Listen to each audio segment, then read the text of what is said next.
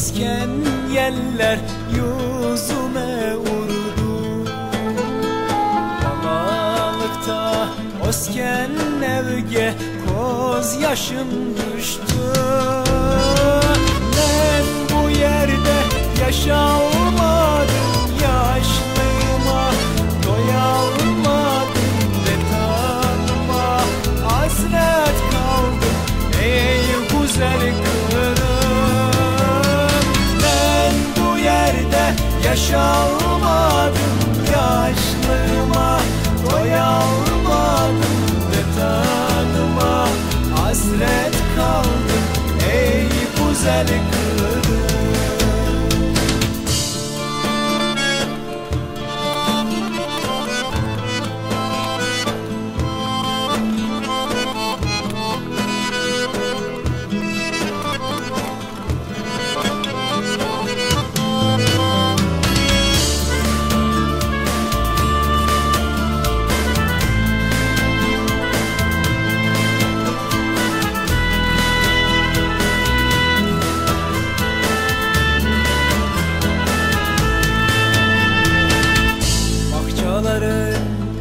Meyveleri bal ile şerbet, sularını içe içe doyamadım ben. Yeşil dağlar kul dumana kaydıp geldi, Tatar sana canını aç sen bana ey güzel Kırım. Yeşil dağlar kul dumana kaydıp geldi, Tatar sana kucağını aç sen bana ey güzel Kırım.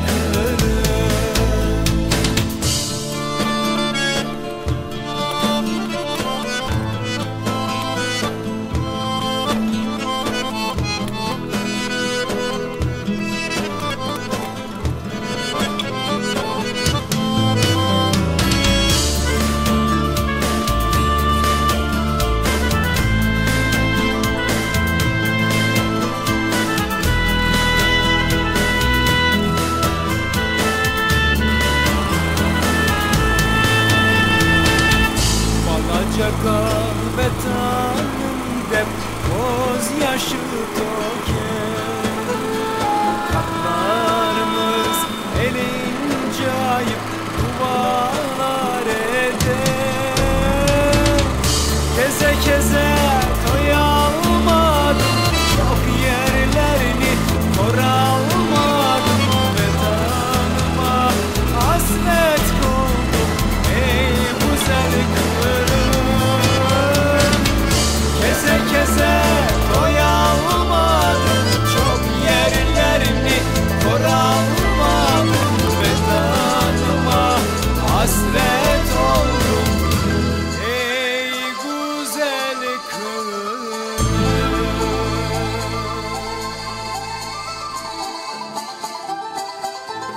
Трагической дате. Сегодня исполняется 70 лет со дня депортации крымских татар. Именно в этот день, 70 лет назад, войска НКВД собрали практически весь крымско-татарский народ, включая женщин, стариков, детей и даже тех, кто вернулся и стал инвалидами из боев Отечественной войны, погрузили в телячьи вагоны и отвезли в Среднюю Азию. За первые годы депортации каждый год погибало 10% крымско-татарского населения. И несмотря на частичную реабилитацию при Хрущеве, крымско-татарскому народу не было разрешено возвращение на свои родные территории. И до сих пор они испытывают очень большие сложности. Но это был не единственный народ, пострадавший от сталинской репрессивной политики. В списке депортированных народов больше 30 народов и этнических групп, которые под разными предлогами были депортированы. Всего пострадало от этих депортаций более 6 миллионов человек. И сегодня, приурачивая этот митинг к депортации крымско-татарского народа, мы вспоминаем о всех народах, пострадавших от сталинской репрессивной политики. Этот митинг организован Комитетом противодействия ксенофобии, в который входит партия «Яблоко», правозащитные организации, целый ряд национальных сообществ и землячеств. И вести его буду я, Галина Михалева и Баратов Усман. И первой мы предоставляем слово Севиле Ханум Изидиновой, доктору филологических наук. Севиля Ханум родилась в этом самом скотском вагоне и прошла все тяжести депортации. Севиля Ханум, попрошу вас на сцену. Помогите.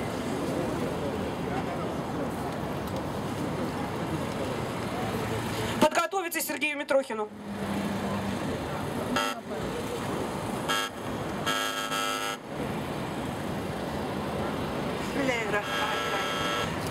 Добрый день, дорогие слушатели. Я благодарю вас, что вы слушаете. Немножко в растерянности, но я родилась в 1944 году, 21 мая, на третий день после депортации моих родителей. И мы ехали в поезде, оказывается, под бомбежками, под каким-то станцией. Остановили, и я родилась. Вот. Приехали мы в Среднюю Азию. Есть такое место, Беговатский район, село Стретенко. Помогли нам сосланные до войны деникинские офицеры. Забрали маму и папу к себе. Дали какой-то курятник, где они жили и работали. Мама оставляла меня там, в этом курятнике, где 50 градусов жары и кругом одни змеи. Она говорит, я сходила с ума от страха. Хотя этот страх и сейчас, я змей очень боюсь. Но жили мы с моими родственниками все вместе, с надеждой. Моя покойная бабушка, которая умерла там в Средней Азии, в Узбекистане, она говорила, вы вернетесь, а я не вернусь. И начинала плакать. А у меня супруг покойный Изидинов Сабри Османович, он тоже профессор физхимии, он член Меджлиса был, он умер. Он очень много пытался сделать, помочь вернуться моим соотечественникам к себе на родину. В 1975 году мои родители вернулись в Крым. Это было страшное время. И каждый месяц мы ездили отсюда из Москвы, чтобы их поддержать. Страшно было. И простите, я хотела бы дальше. И в 1975 году я поступила в аспирантуру. И супруг, мне давали темы всякие. Мне супруг говорит, как же так? Ты крымская татарка. Мы забудем свой язык. Если не ты, то кто? И я стала заниматься крымско-татарским языком. Историей языка, диалектов крымских татар. Это мои работы были. А дальше я и в Киеве чуть позже защитила докторскую, но там тоже не очень-то было спокойно защищаться. Везде, всюду были препоны, простите меня. Это было. И всегда я себя успокаивала тем, если не я, то кто? Вот такое было явление. А хотела бы я сказать, и своему народу, я сегодня подготовилась сказать такую вещь. Если мы забудем прошлое, нас уже здесь осталось мало. Если мы забудем язык свой и религию, культуру, обычаи, народу уже не будет. Где-то 400 тысяч народу проживает в Крыму.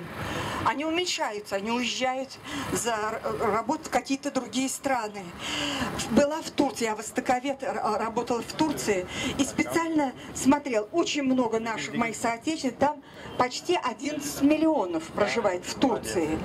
И оказывается, разбросаны они везде. Но все мы помним, что наша родина Крым. И я, когда пришла сюда на эту площадь, я увидела такой геноцид геноцид крымских татар продолжается. Несет этот плакат женщина русская. Я была невероятно удивлена, что не крымские татары, а русские. Есть еще и такие люди, оказывается, тоже вместе с нами сопереживают. Сопереживают. Да. Вот это вот такое явление. Извините, я очень нервничаю, переживаю, что я говорю. Извините. Если я чем-то могу вам на что-то ответить, на ваши вопросы, я с удовольствием отвечу. Но у меня из головы сейчас все вылетело. Я ничего не могу вспомнить и сказать. Зовут меня Севиля. Севиле называют на крымском татар. Любите, значит, ее. Мама всегда говорила. Да. Спасибо, Севиля, большое вам спасибо. Вот недавно вышел фильм, называется «Хайтарма». Вот в этом фильме есть сюжет, где в теплушке в вагоне рождается ребенок. Наверное, этот сюжет в этом фильме был, значит, образ вот нашей Севили Ханум. Спасибо еще раз, Севиля Ханум. Друзья, я что хотел вам сказать, что сегодня должен был состояться в Симферополе митинг, а то ежегодно крымские татары собираются, но власти почему-то его запретили, разрешили лишь мечеть небольшую провести. И получается, сегодняшний наш митинг – это практически единственный митинг, посвященный вот этой трагической дате 70-летия депортации крымских татар. Сейчас я хотел бы пригласить председателя партии «Яблоко», одного из учредителей, организатора этого митинга, уважаемого Митрохина Сергея Сергеевича. Пожалуйста. Здравствуйте, дорогие друзья. Уже было сказано, что сегодня мы отмечаем траурную дату, но в эту траурную дату, которая привязана непосредственно к депортации крымско-татарского народа, мы, конечно же, вспоминаем все народы, которые были депортированы. А таких народов было очень много. Я думаю, что гораздо больше 30. Потому что и русский народ тоже был депортирован. Ну, не полностью, да, но частично были депортированы лучшие представители русского народа, лучшая часть крестьянства во времена коллективизации, лучшая часть интеллигенции была сослана в лагеря, в Сибирь или в ссылку. Сегодня мы вспоминаем все эти сталинские преступления, но в то же время считаю, что это не только правильно, но и символично, что именно в этот день, юбилей, вот юбилейную дату депортации именно крымского народа, мы сегодня здесь с вами собрались. Потому что не так давно произошли события, в общем-то, такие довольно тоже символичные. Ведь, по сути дела, в этом году, в 2014, вот через 70 лет после депортации, опять с крымско-татарским народом поступили, ну, как-то вот по-сталински. Да, конечно, это не депортация, слава богу, до таких ужасов еще не дошло, но опять за народ, в общем-то, решили его судьбу. Его особенно самого по себе не спрашивает народ. И то, что мы видим сейчас, это тоже движение туда куда-то, в сторону тоталитаризма, когда запрещают въезд вот господину Джемилеву, одному из лидеров крымско-татарского народа, который, когда там на территории Крыма запрещают митинги. Это новая власть, которая там в роли какого-то освободителя якобы пришла от каких-то фашистов мифических, которых там никто не видел в Крыму. Она-то ведет себя гораздо хуже, чем прежняя украинская власть, и в гораздо более сталинском духе. Вот в том духе, который сегодня, к сожалению, продолжает свое возрождение в нашей стране. Мы уже дождались того, что 9 мая увидели портреты Сталина и Берии на Красной площади. Мы видим, что наша власть потакает всем этим настроением. Да, она боится пока открыто принять на вооружение эти старые символы, эти старые традиции. Но мы видим, как она потихоньку становится к ним все более и более приветливой, как она их потихоньку привечает. Она возродила сталинский гимн, она позволяет все эти портретикам этим всем появляться. в нашей стране на публичных мероприятиях. Зачем ей это нужно? Давайте зададим себе вопрос. А мне кажется, ответ совершенно очевиден. Они хотят ползучим образом, наши руководители нашей страны сегодняшние, реабилитировать сталинизм, Сталина, Берию, потому что сами хотят делать что-то то же самое. Потому что сами хотят, чтобы народ российский прощал им фактически любые преступления, которые они захотят еще совершить сегодня или завтра.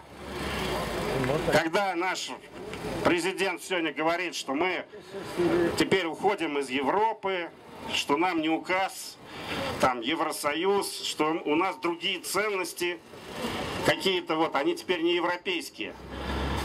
Что он тем самым говорит? Если у нас ценностями сегодня главными для нашей страны не являются европейские принципы прав человека, прав граждан, свобода как приоритет гражданской жизни, то каким тогда ценностям он нас зовет? Он так их как-то расплывчато называет традиционными какими-то особыми нашими ценностями. Ценностями, которые мы видим сейчас в нашей стране. Это коррупция, это произвол чиновников, это бесправие граждан, это массовое социальное расслоение и торжество олигархии. К этим ценностям он нас зовет. Но мы можем дожить и до таких времен, когда к ним начнут прибавляться другие из печальных страниц нашего прошлого. Ценности депортаций, геноцидов, массовых репрессий, ценности людоедов. Вот к чему сегодня ведет наша власть. Нас всех. И мы сегодня собрались здесь для того, чтобы принять этот вызов и ответить на него. Сказать о том, что мы помним про все преступления и помним про всех преступников, которые уничтожали наши народы. И мы считаем нашими все народы, которые жили на территории России, на территории других республик Советского Союза.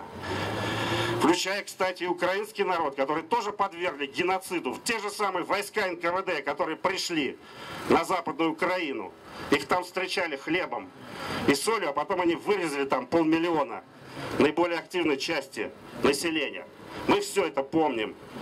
И мы нашим нынешним властям, их клевретам, которые сегодня сидят в Государственной Думе, образуют подтанцовку в виде этих КПРФ, справедливых всяких там и всяких прочих. Мы им хотим сегодня сказать, что мы им наше прошлое не отдадим. И мы им повторять эти преступления, которые они сегодня начинают оправдывать, не позволим. Есть ли какая-то гарантия от того, что такие ужасы, как депортации и массовые репрессии, не повторятся в нашей стране в будущем? Нет, уважаемые друзья, сегодня нет таких гарантий. Такие гарантии появятся только в тот момент, когда народы научатся депортировать своих тиранов и не давать тиранам их никогда возглавлять. Вот пока этот момент не наступит, будем собираться, и нас будет все больше и больше. И мы с вами победим! Спасибо, Сергей Сергеевич. Сейчас я приглашаю к этому микрофону Мухтаримова Мустафу, лидера общины крымских татар Москвы. Пожалуйста, подготовиться Искандерову Гаяру. Добрый день, уважаемые друзья, товарищи, представители многих народов, все, которые поддержали нас сегодня, 18 мая, не только крымских татар, депортированных 18 мая, но и всех. Вот тут передо мной, подойдите, пожалуйста. Подойдите сюда, пусть фотографируют, пусть это разойдется, вот эта статистика по всему миру. Подойдите, у кого плакаты, вот пожалуйста, карачаевцы, калмыки, подойдите сюда, пусть фотографируют это все. Пусть весь мир видит, сколько народу уничтожили. Пожалуйста, вот эти цифры, это та статистика, которая, уничтоженные народы, да, уничтоженные люди. Когда умирает кто-то из наших родственников, наши родители, Нам очень больно и прискорбно. А представляете себе, сколько здесь было горя? Сколько было уничтоженных судеб? А сколько было нерожденных судеб? Сколько не было у молодых людей, у девушек, у парней, не было любви, не было созданных семей, сколько несозданных семей, сколько нерожденных детей. Вот, пожалуйста, вот, немые цифры. Я сейчас созванивался с Крымом. Вы знаете, что нам запретили там проводить эту акцию памяти в год 70-летия. Но все-таки крымские татары вышли в Крыму по своим районам. И вот мне сейчас звонили. Было шествие из 1000 человек, а вокруг ОМОНовцев было 2000 человек. Я так понимаю, что они больше даже, наверное, сочувствуют нам. Самые активные, да, в этих митингах в Крыму. Заканчиваю свою речь. Нет, я все-таки еще хочу, знаете, когда перечисляют депортированных курды, корейцы, немцы, финны, карачаевцы, калмыки, балкарцы, чеченцы, ингуши, крымские татары, турки, месхетинцы, греки, армяне, болгары Крыма, мы забываем еще, как-то это нивелировалось, вот предыдущий выступающий говорил об этом, очень нивелируется, сколько людей было просто репрессировано. Это количество людей просто посчитать невозможно. Есть здесь общество «Мемориал». Вы знаете, да?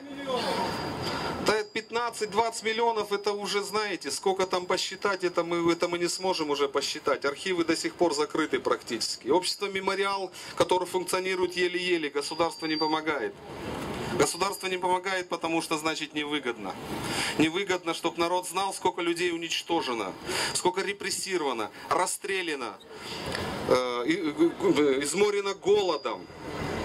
Сколько людей погибло просто от голода, буквально в пути следования, скажем так. Заканчивая свою речь, я бы хотел прочитать стихи Лили Буджуровой, крымстарской поэтессы. Вот ее стихи. Когда мы вернемся домой всем народом, придется вам вспомнить, откуда мы родом. Придется вам вспомнить, откуда вы сами. Незваными здесь объявились гостями. Как станет невмочь быть послушными псами, мы милости вашей просить перестанем. Мы гордость свою вековую припомним, от скифов и тавров, ведущую корни. Когда мы вернемся, а все мы вернемся, однажды в степи или в горах соберемся и весело с музыкой справим поминки. По вашим указам, по вашим дубинкам, по сказочкам вашим о дружбе народов, в то время, когда нас лишали свободы, лишали отчизны, надежды и Бога, мостя из развалин мечетей дороги. По вашей удобной сговорчивой правде, пайками оплаченной верности ради, по вашей оплеванной внуками вере, что можно народы казнить для примера. Когда мы вернемся, поклонимся в пояс тому, кто хранит еще память и совесть, кто нашим тиранам не пел аллилуйю, кто старшему руку, тому поцелуем. С того, кто нам подлинно травит поныне, мы маску народных ревнителей снимем. И пусть они глянут в лицо нам открыто, не прячась за власти худое корыто. Когда мы вернемся, все будет иначе. И тот, кто нас топчет, пусть с горя заплачет. Как плакали наши отцы на чужбине, когда матерей своих там хоронили. Когда мы вернемся, земля наша вскрикнет, и духов своих по ущельям окликнет. Вернет родники к долгожданным истокам, и пепел отцов возвратит их потомкам. Мы слезы утрем им, прощения попросим, и слово дадим, что вовеки не бросим. По воле своей или чужой, или как прежде, ведь в ней наша память и наша надежда. Мы сердце в любовь к ней сквозь все проносили. Не всем этот путь оказался по силе, но даже кто падал, тот знал, мы вернемся. Мы вместе под небом родным соберемся. Я желаю, чтобы все депортированные народы, все те люди, которые не по своей воле лишились своего очага, своей земли, оказались на своей земле и жили там и помнили духов своих предков, которые жили на этой земле. Спасибо вам большое. Спасибо большое за хорошие стихи. Сейчас приглашается к микрофону председатель исламской общины комитета исламского Москвы Гаяр Ахмедович. Пожалуйста. Подготовится московская христианская группа Коростылев. Бисмилляхи рахмани рахим. Я являюсь председателем общественной организации Фонд развития мусульманских народов, а не исламского комитета. Это у нас не религиозная организация, вот. Но все равно мы представляем в какой-то степени мусульман России. Хочу сказать по данному митингу. Вот здесь стояла девушка, представительница турок-мескетинцев. Это еще тоже депортированный народ, который так и не смог вернуться на свою родину. Обратите на это внимание. И все они проживают, по-моему, в России. Не все. Вот. Ну, большинство. Вот. Я хочу сказать, что во всей этой риторике вокруг Крыма давайте отбросим политическую составляющую. Есть государство, династии, они приходят, уходят, народы остаются. Давайте подумаем, как нашим депортированным, репрессированным народам жить дальше. Как им сохраниться вот в этой непростой жизни. Вот я прочитал предложение по резолюции, но они меня не совсем устроили, потому что там нет конкретных предложений. Там есть музей создать, еще что-то. А вот есть конкретные меры, которые я хотел бы сейчас предложить вашему вниманию. Ну, во-первых, это нам нужно потребовать обеспечить всем депортированным, их детям и членам их семей, находящимся в местах депортации, бесплатный переезд на территорию прежнего проживания с предоставлением земельных участков, временного жилья, средств на строительство собственного жилья, а также соответствующей инфраструктуры. Мы знаем, что у нас примерно 100 тысяч крымских татар, может быть я ошибаюсь, живут в Узбекистане и не имеют средств для того, чтобы вернуться на родину. Вот пусть государство покажет свое отношение к своим гражданам и сделает этот процесс возможным. Любое государство, какое бы ни было. Дальше. Восстановить исторические и географические наименования на территориях традиционного проживания репрессированных народов. Возвращается крымско-татарский народ на свою территорию, а там уже совершенно другие названия мест. Да. Значит, это в соответствии мы должны вернуться, должны все восстановить, исправить ошибку государства. Значит, это должно быть тоже восстановлено. Дальше. Считать недействительными награды, звания и прочее, полученные за активное участие в незаконных репрессиях. Сколько у нас генералов, сколько у нас людей, получивших воинские звания, получивших боевые награды за депортацию, которая сейчас признана незаконной. А за незаконные действия награды не должны быть вручены. Поэтому надо тех, кто этим занимался, надо отозвать вот эти все награды. Их считать недействительными. Дальше. Образовать на территории Республики Крым крымско-татарское национально-территориальное образование.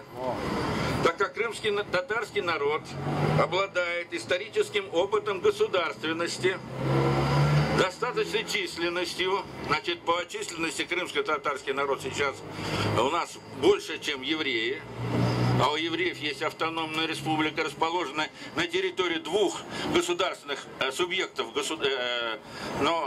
государственных субъектов. Так?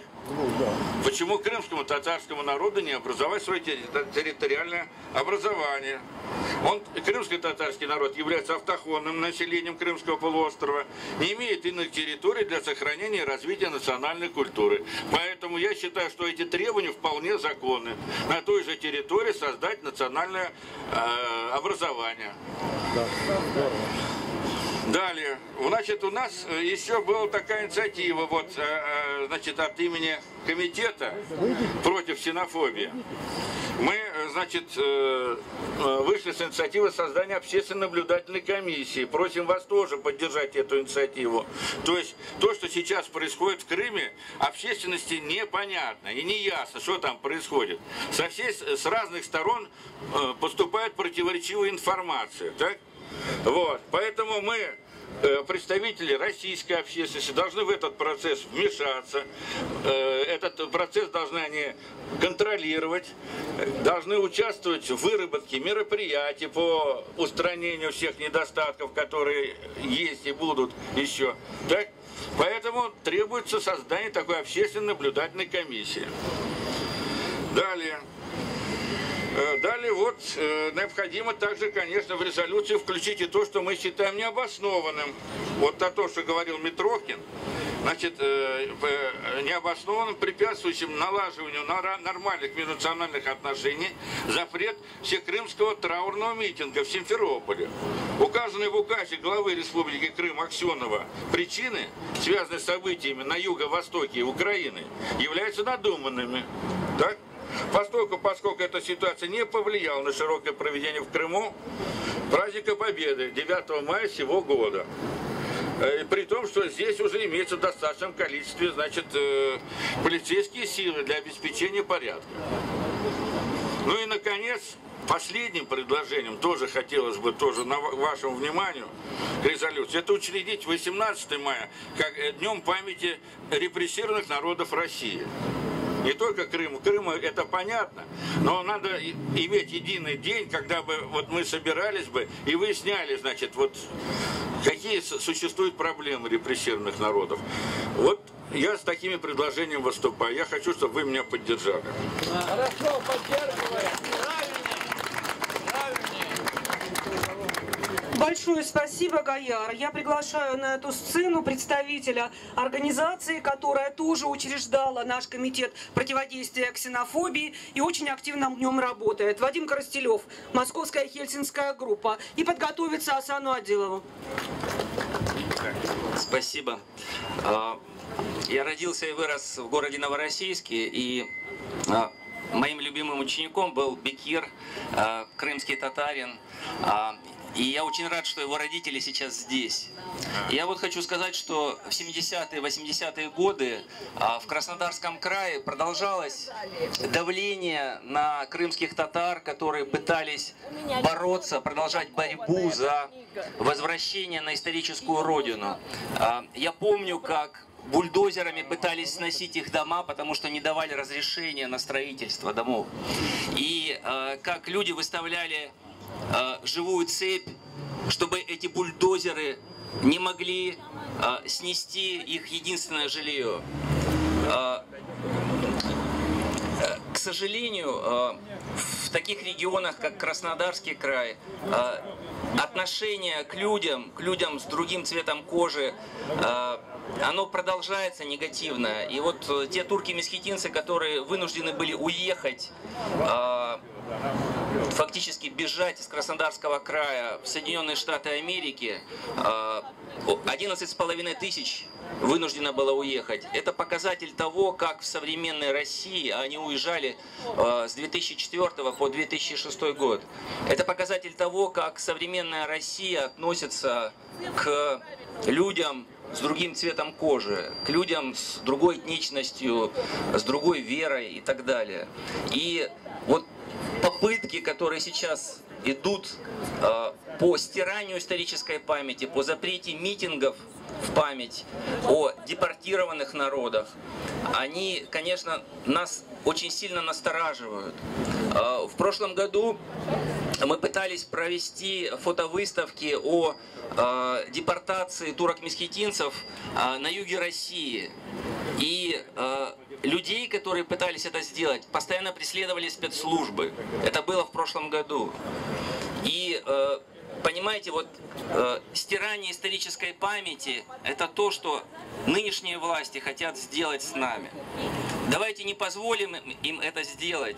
И давайте почтим минутой молчания всех тех, кто погиб и пострадал от преступных сталинских депортаций.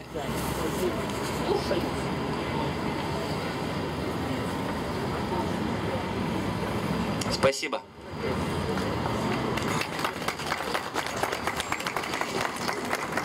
Большое спасибо, Вадим, за хорошие слова. Сейчас приглашается к микрофону Адилов Асан Адилович. Пока Асанаке идет, я два слова, да, и про него скажу. Это один из немногих оставшихся в наше время живых представителей депортированных в то время крымских татар. Вы все знаете, что основная масса крымских татар была депортирована на территорию Узбекистана. Я с Узбекистана, в основном в одном классе учились 4 крымских татар. Асанаке мой земляк, ферганский, вот. Поэтому в какой-то мере он в двух лицах, из Узбекистана и крымский татарин.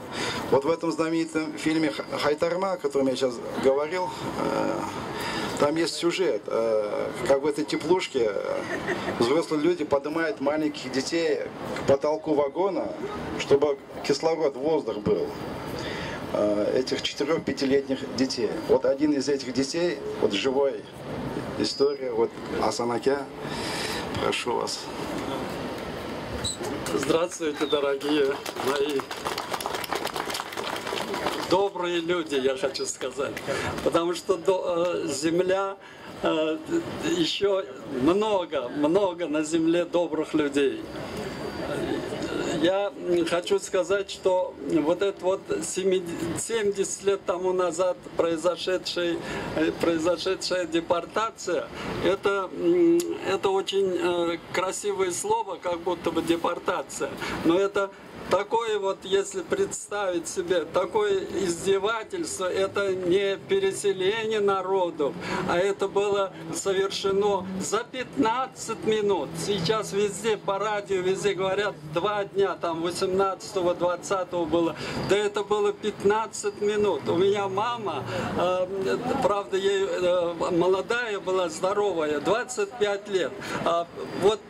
Вот представьте себе, деревня из 150 домов, 150 семей, и там ни одного мужчины не осталось, потому что за 2, за 3, за неделю до этого всех мужчин, в том числе моего старшего брата 16 лет, ему сказали: ты врешь, и забрали как 18-летнего. Всех мужчин отвезли в районный центр за колючую проволоку и отправляли в трудармию, говорили. А в трудармию это значит в шахты, на строительство, в Воркуту, куда угодно.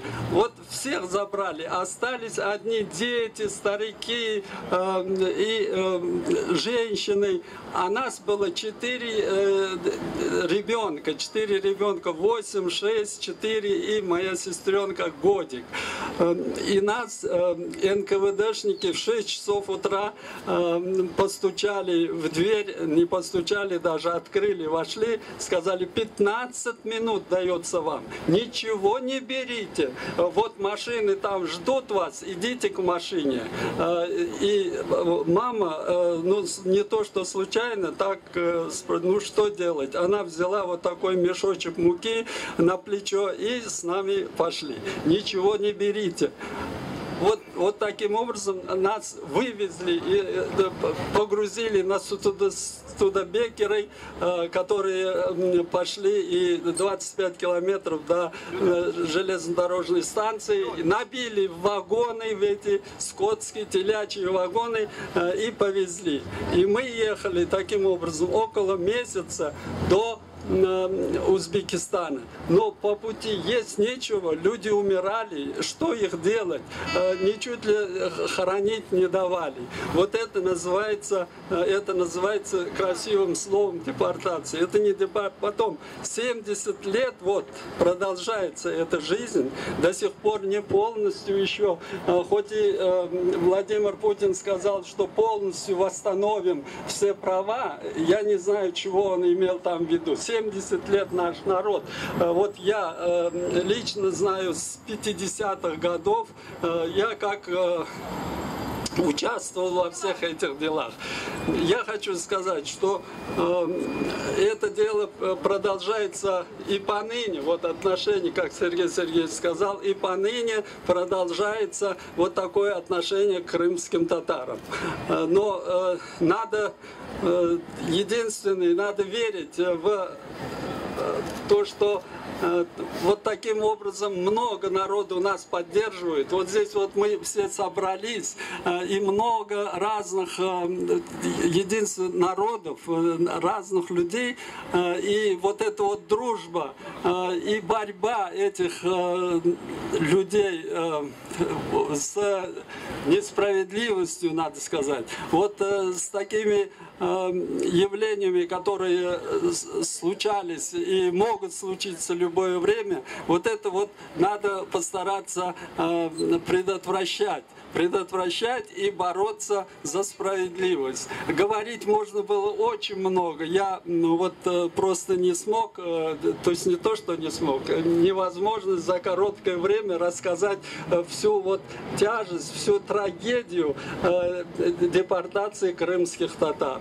Я единственное 2-3 слова скажу, что при депортации, после депортации, первые же, можно сказать, месяцы в Крыму были как в средневековую инквизицию, были сожжены все библиотеки, все книги в библиотеках. А такие были богатые библиотеки у нас и в Бахчисарае, и в Симферополе, Крымской.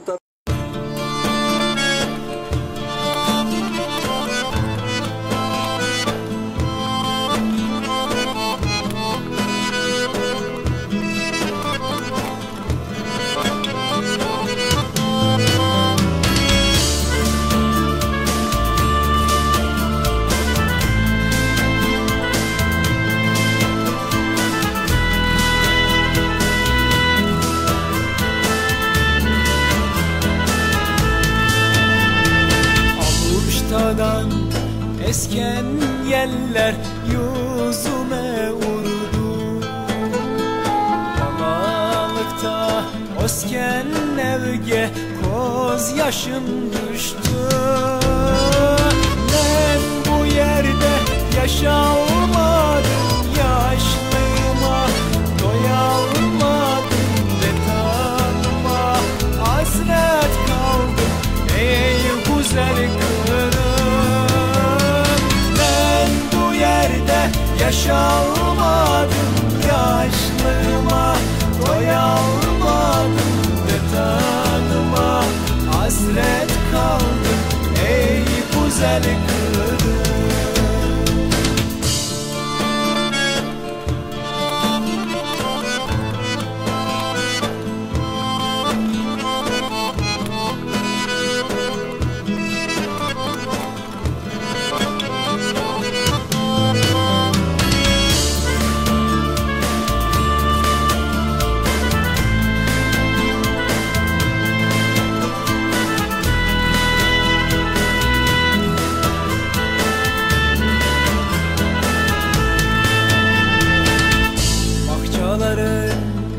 Meyveleri bal ile şerbet, sularını içe içe doyamadım ben.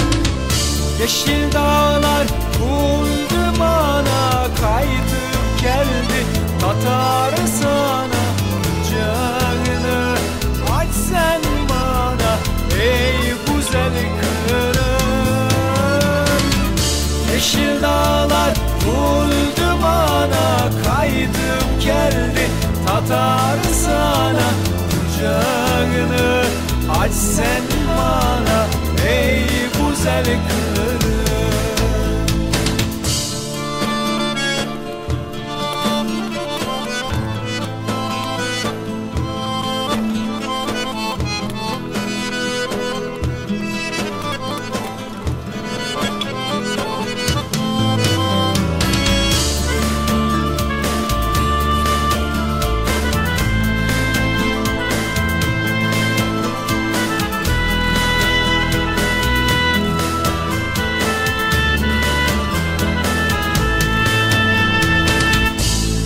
Caka ve tanım dep koz yaşı toke. Katlarımız elince ayıp dualar eder. Keze keze